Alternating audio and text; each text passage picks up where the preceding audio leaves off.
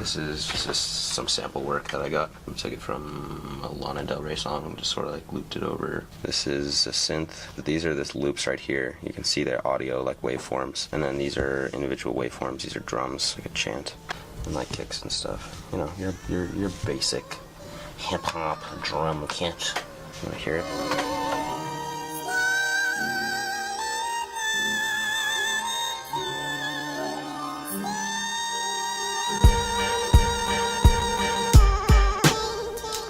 My name is Myles Goldstien, a.k.a. MEESH, from Boston, Massachusetts. Filmer, filmmaker, visual artist, writer, lyricist, skateboarder.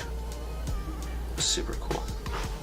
Most of the time that I create music, I envision a ocean of people jumping around and like letting their energy out in a very maybe raucous way, but like healthy.